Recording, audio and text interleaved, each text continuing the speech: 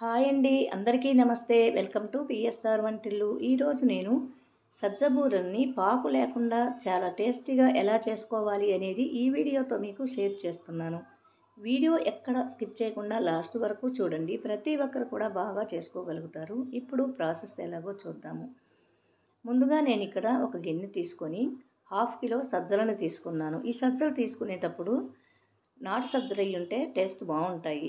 వీటిని క్లీన్ చేసుకున్న తర్వాత ఈ గిన్నెలోకి యాడ్ చేసుకొని దానిలోకి మునిగేంత వరకు వాటర్ని యాడ్ చేసుకోవాలి. ఒక్కసారి బాగా కలుపుకున్న తర్వాత దానిపైన మూత ఉంచి ఓవర్ నైట్ అంతా కూడా నాననివ్వాలి. మరుసటి రోజు ఉదయం ఒక్కసారి మూత తీసి సజ్జలు బాగా నానినవి ఒక్కసారి బాగా కలుపుకొని 2-3 టైమ్స్ నీట్గా వాష్ చేసుకోవాలి. అలా వాష్ చేసుకుంటే తాలు గింజలన్నీ కూడా బాగా పోతాయి. ఇప్పుడు ఈ సజ్జల్ని కొంచెం గాలించినట్లుగా ఒక చిల్లుడు గిన్నెలోకి యాడ్ చేసుకోవాలి. ఏదైనా రాళ్ళు ఇసుక ఉన్నా పోతుంది. దీనిలో ఉన్న ఎక్సెస్ వాటర్ మొత్తం చిల్లుడు గిన్నెతో తీసుకుంటే మొత్తం పోతుంది. ఇలా నీళ్ళన్నీ పోయిన తర్వాత పొడి కాటన్ క్లాత్ పైకి యాడ్ చేసుకోవాలి. ఈ సజ్జల మొత్తాన్ని బాగా పలుచగా నిరుపుకోవాలి.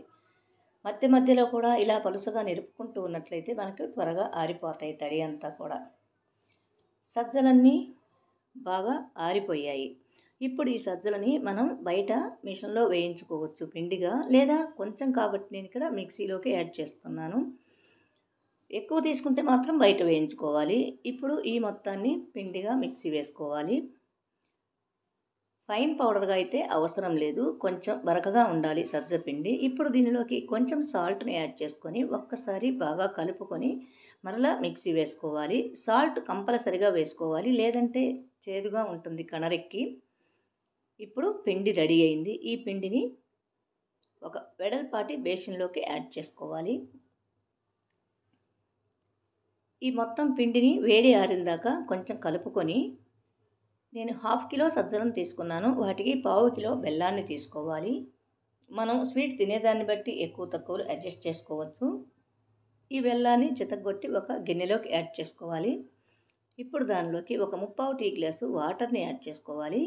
దాదాపుగా బెల్లం మునిగేంత వరకు ఈ గిన్నెని స్టవ్ పైన ఉంచి స్టవ్ ఆన్ చేసి ఈ బెల్లాన్ని కలుపుతూ కరిగించుకోవాలి.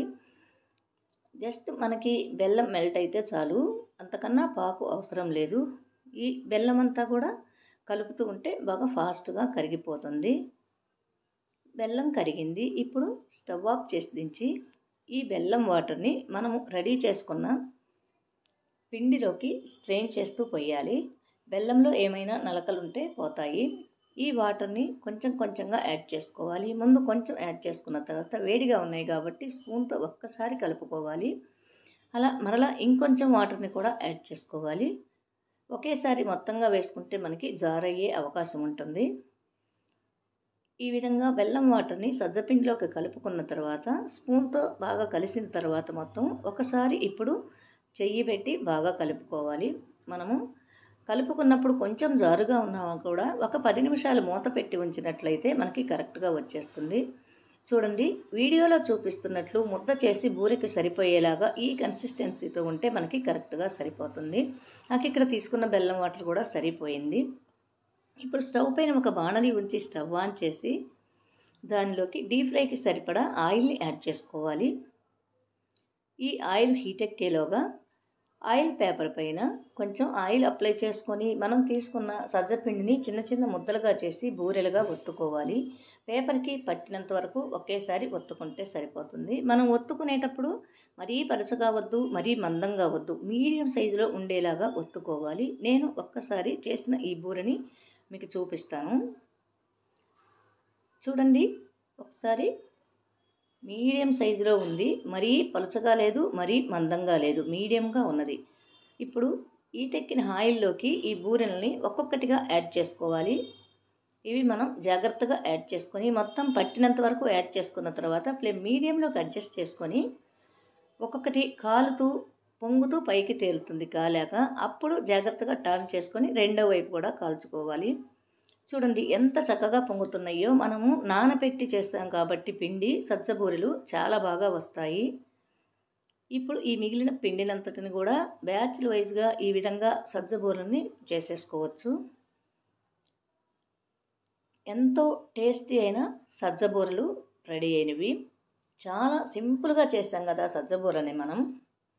ఇవి నెల రోజుల వరకు ఎయిర్ టైట్ కంటైనర్లో పెట్టుకుంటే నిల్వ ఉంటాయి. మా రెసిపీ కనుక మీకు నచ్చినట్లయితే లైక్ చేయండి, షేర్ చేయండి, కామెంట్ చేయండి. Thank you for watching.